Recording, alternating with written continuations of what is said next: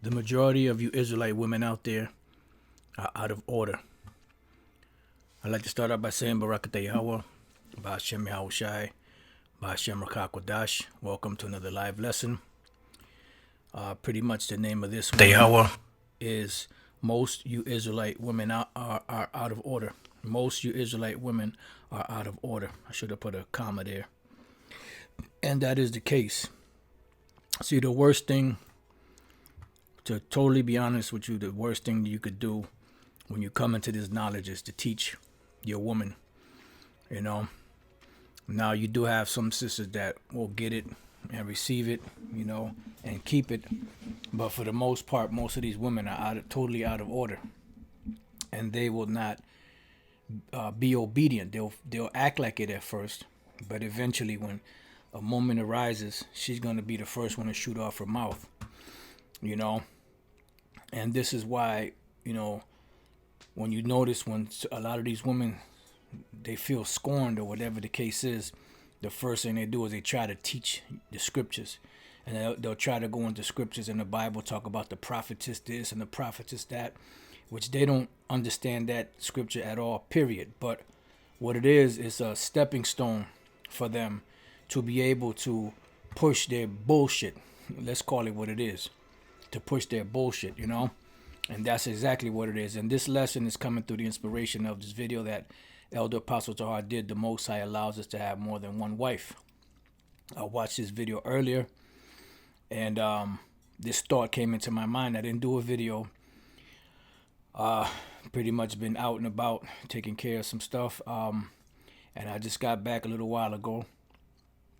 And pretty much when this woman started shooting off her mouth, you know, she went into speaking about or quoting the book of First Timothy, the third chapter, the first verse, right?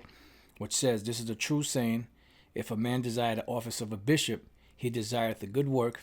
A bishop then must be blameless, the husband of one wife." So she quickly mentioned this.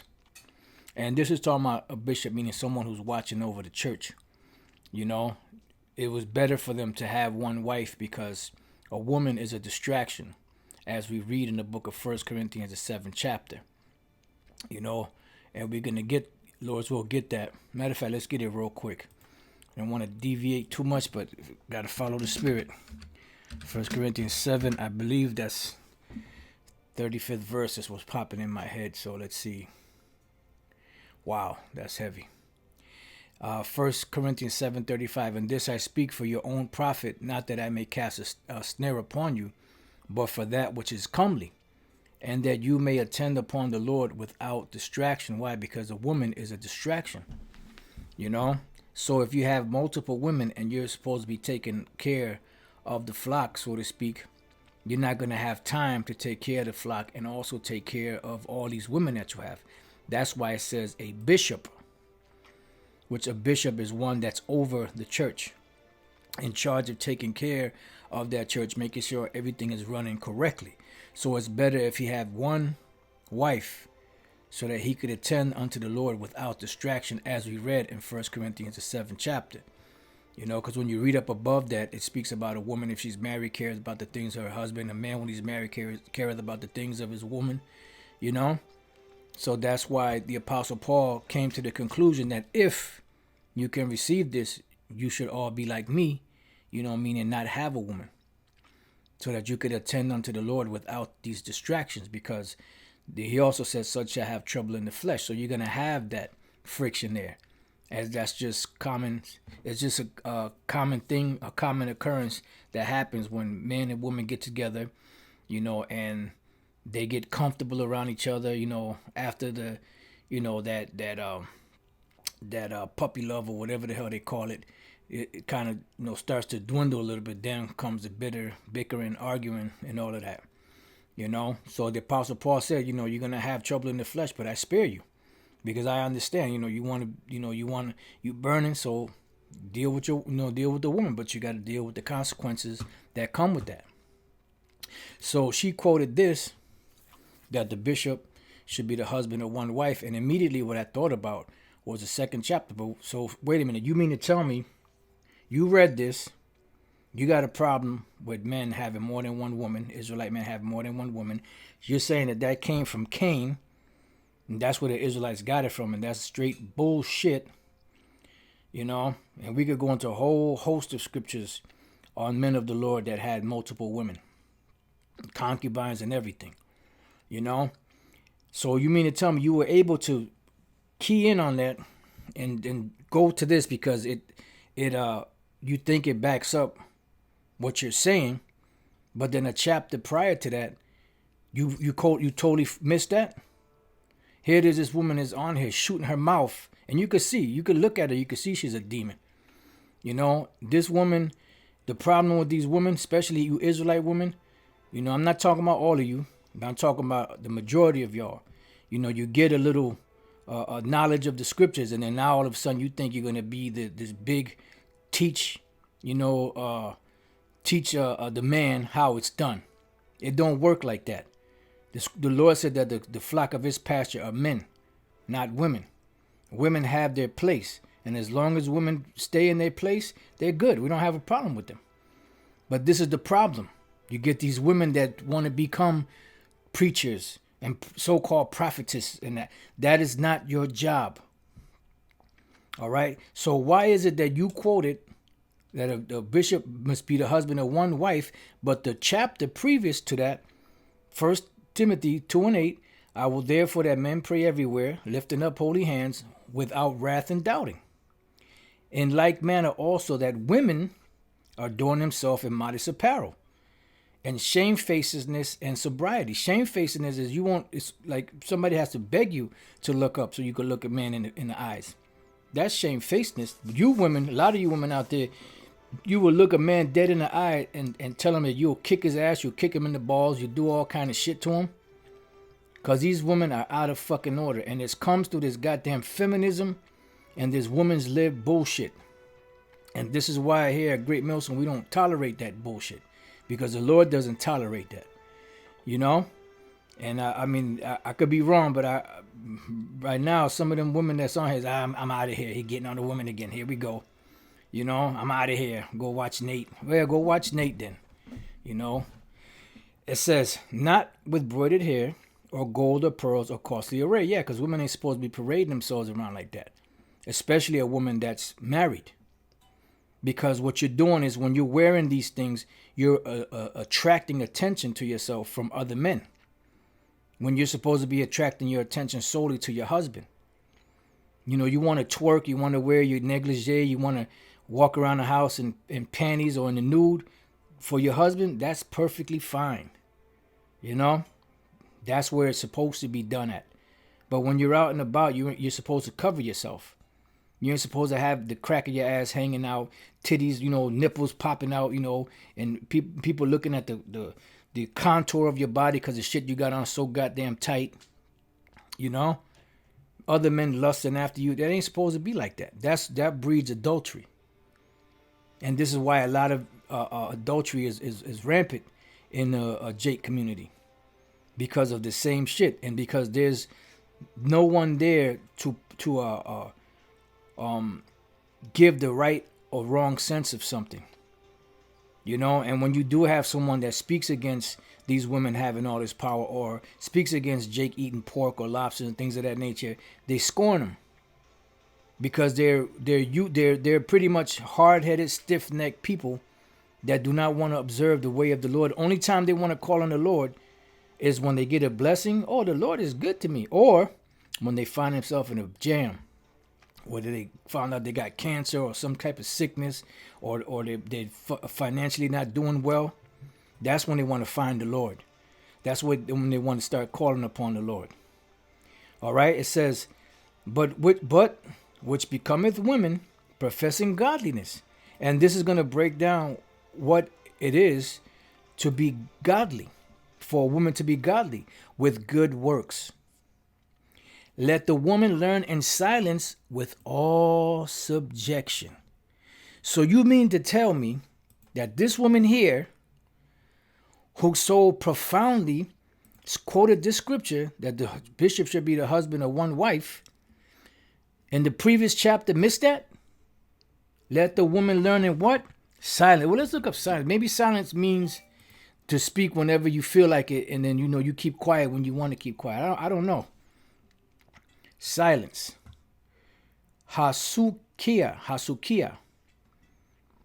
Quietness. Description of the life of one who stays at home doing his own work and does not officiously meddle with the affairs of others. Silence. And this is what happens when you give these women power. What do? They want to. This is the product of that. This is what was bred up behind that. And what does that cause? Let's go to our 1 Timothy. 1 Timothy. We're gonna get back to the other one. 5 and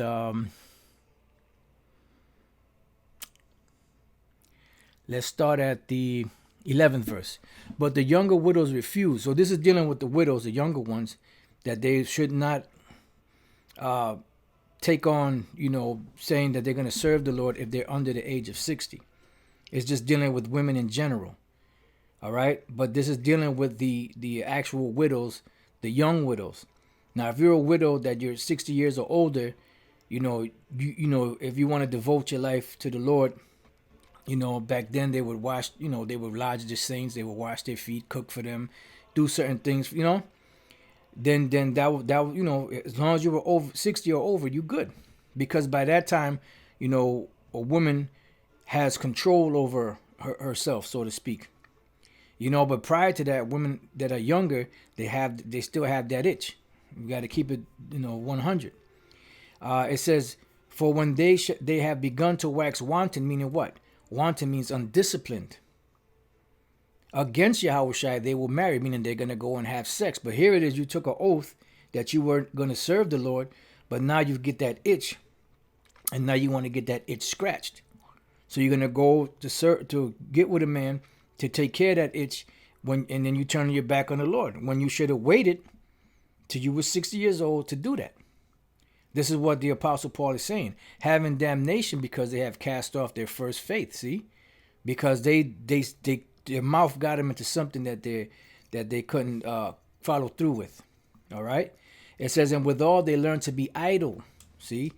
And that's not good to be idle, because what a woman is supposed to do, the older women were supposed to teach the younger women how to be women, how to guide the household, how to cook, how to sew, how to clean, how to take care of the babies, how to take care of their man. Certain things that they could tell them, to be able to keep their husband happy in their relationship. But a lot of these women are idle, meaning they ain't doing shit. And that's why you got these women now that have been locked down at their home, having their children drive them crazy. Why? Because their children are always at daycare or at school, or outside playing, while she's just in the house, doing whatever the hell she wants to do, talking all kinds of shit, rolling blunts, just totally out of order, man. It says wandering about from house to house, and you see that. And not only idle, but tattlers also, and busybodies, speaking things which they ought not, meaning they're going around, chit-chatting, talking shit about this one and that one.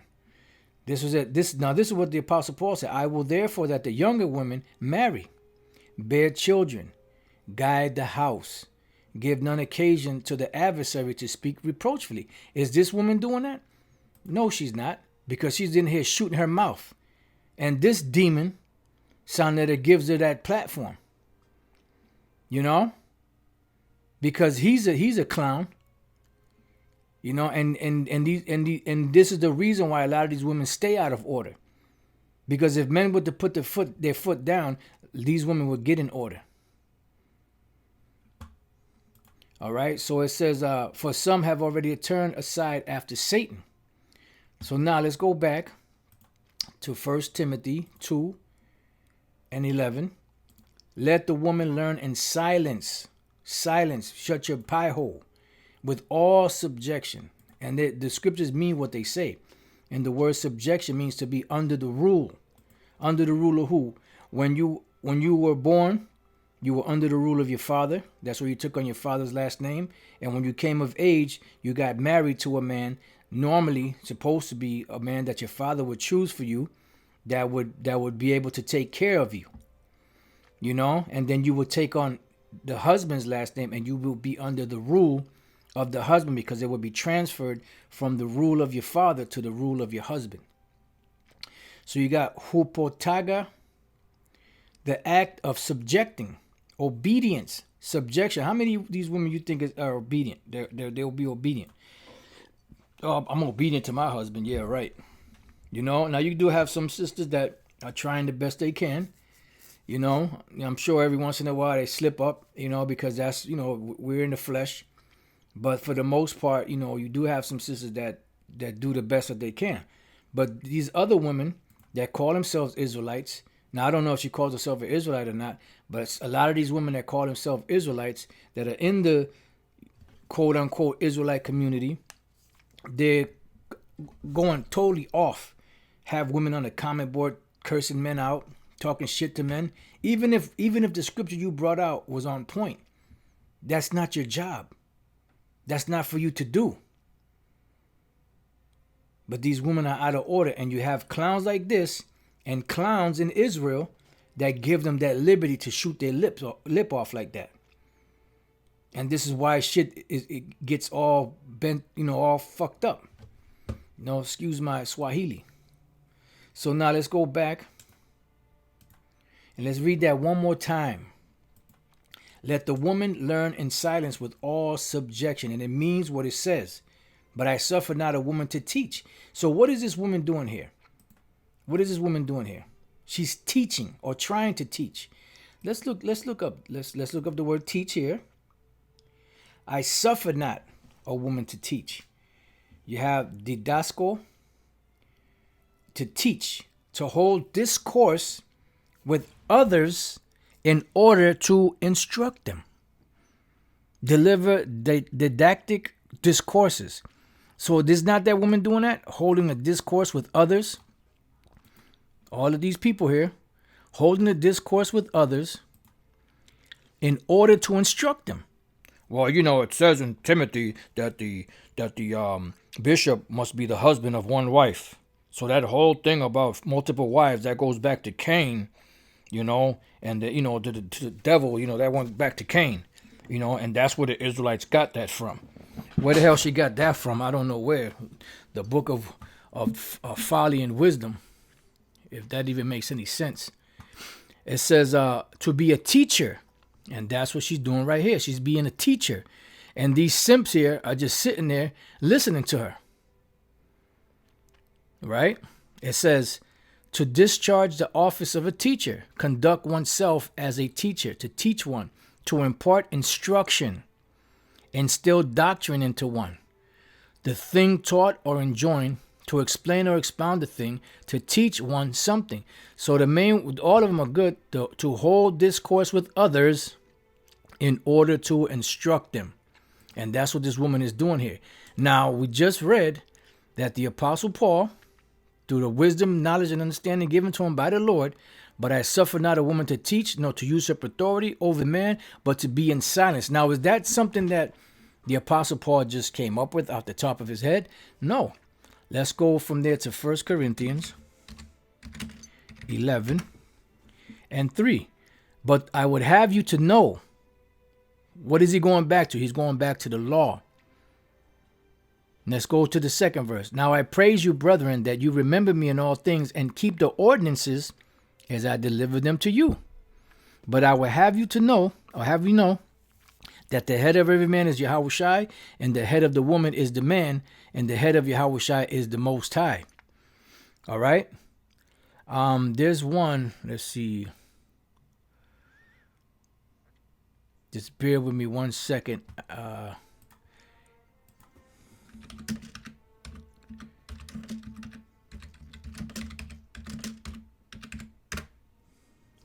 Okay, so we're going to go there. Let's go to 1 Corinthians 14.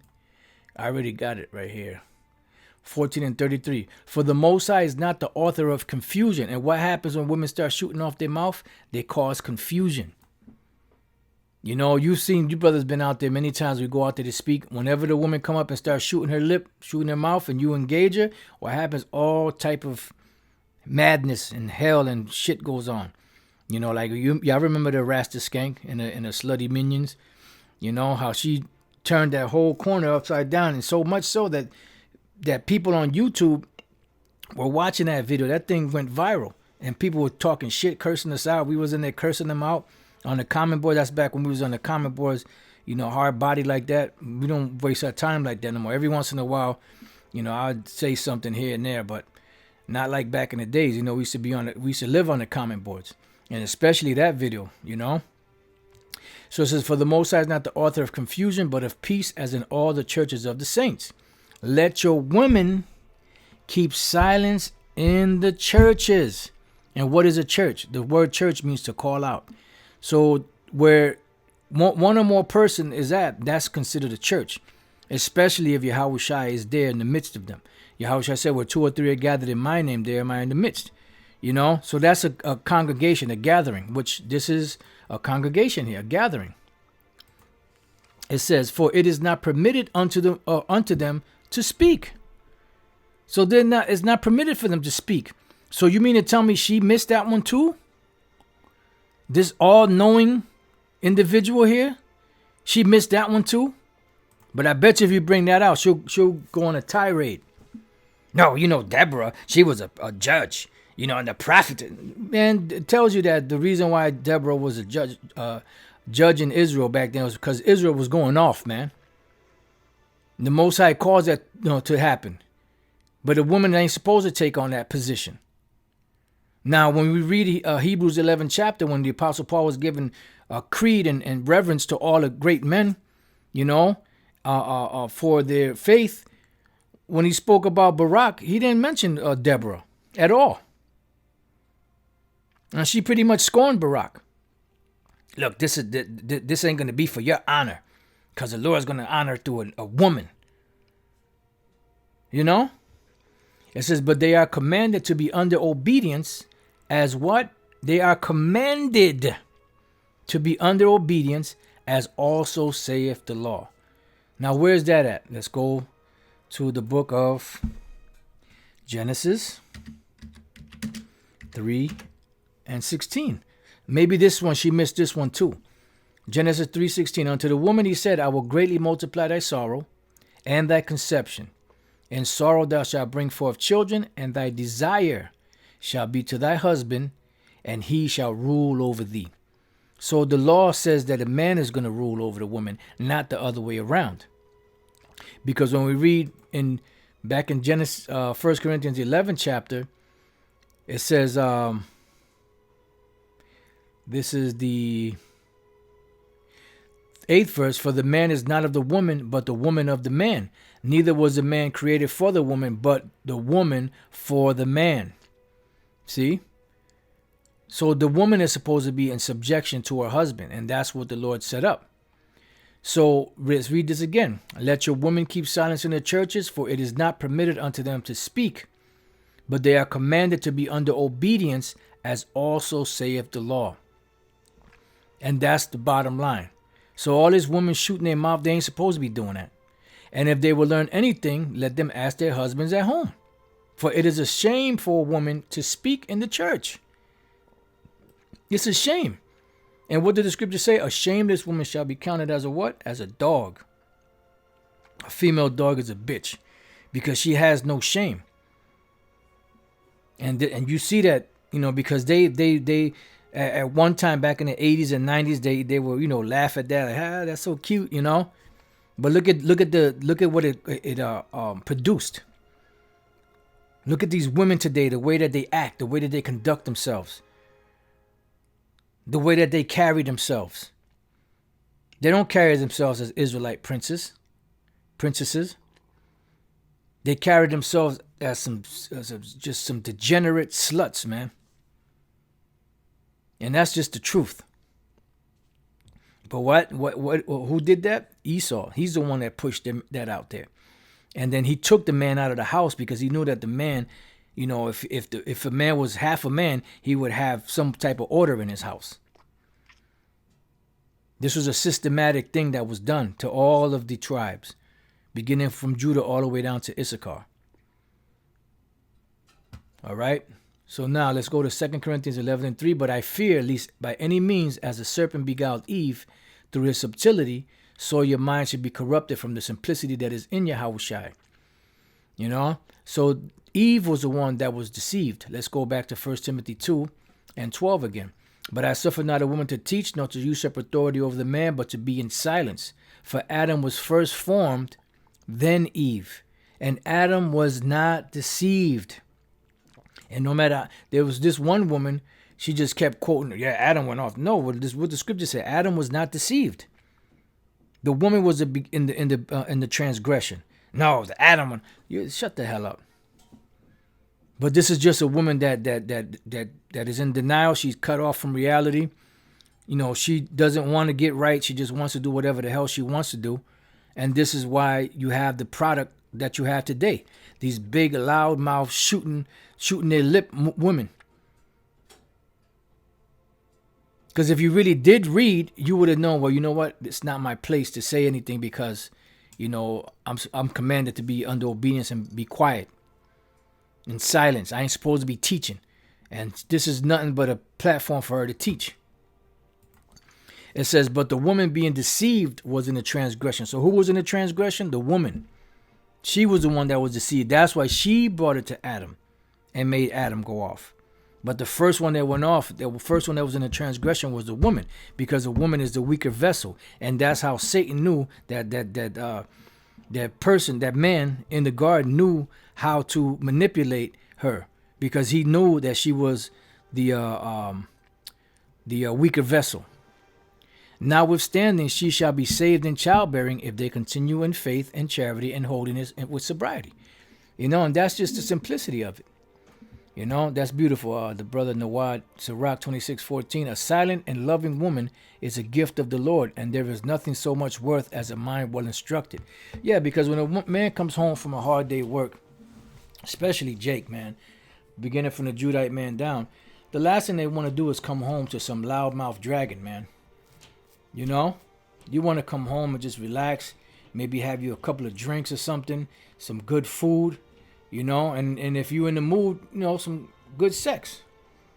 Not coming home and, you know, and to have your woman just nagging the hell out of you. You know, here it is, you're already catching hell as it is. You're looking for some type of comfort, and here it is, she's making your life even more miserable.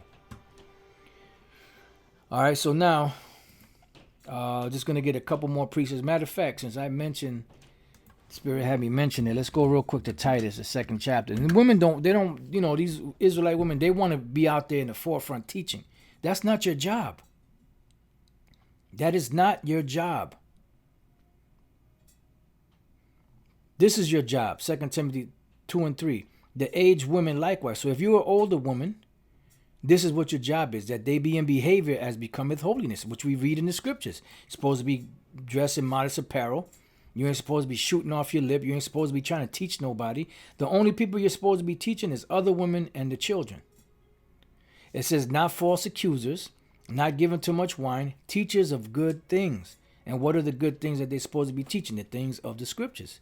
That they may teach the young women to be sober, to love their husbands, to love their children. And this is what they were supposed to be teaching the younger women.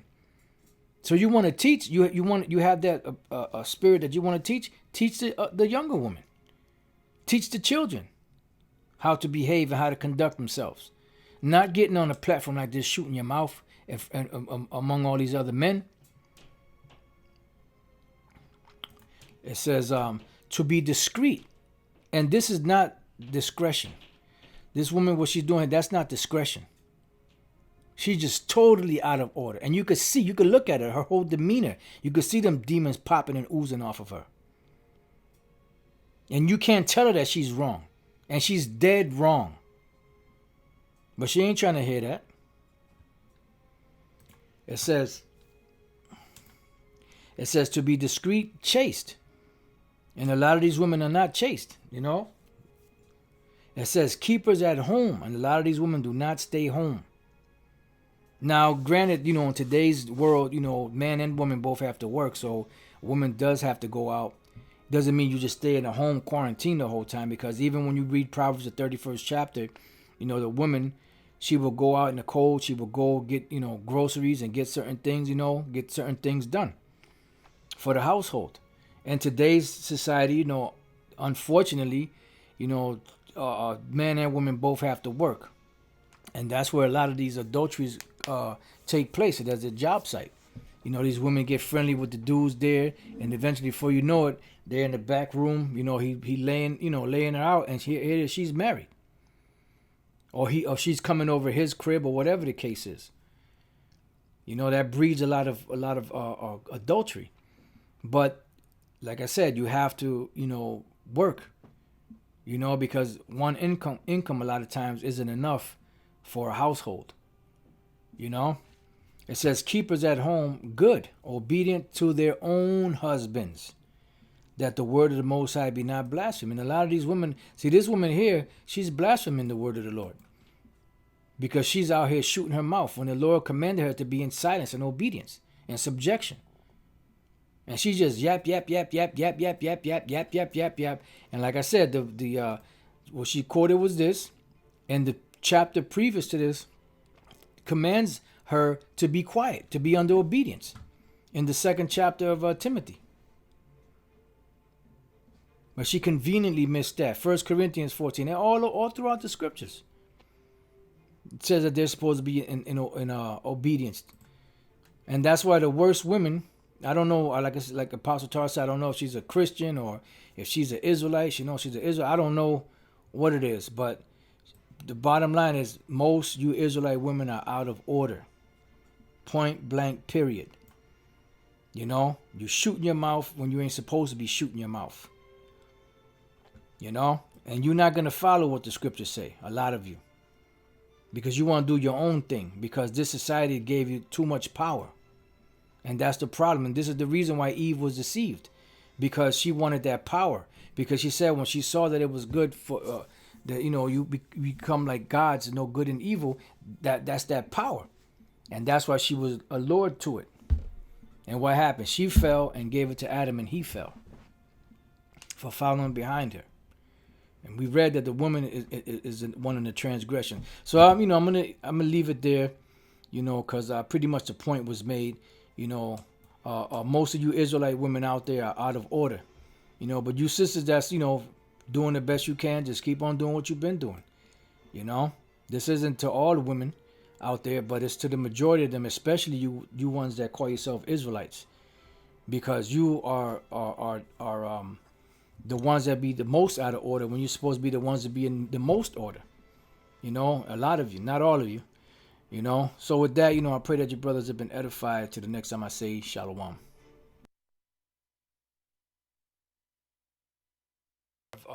Adultery, but like I said, you have to work, because one income a lot of times isn't enough for a household. It says keepers at home good, obedient to their own husbands, that the word of the Most High be not blasphemed. And a lot of these women, see, this woman here, she's blaspheming the word of the Lord.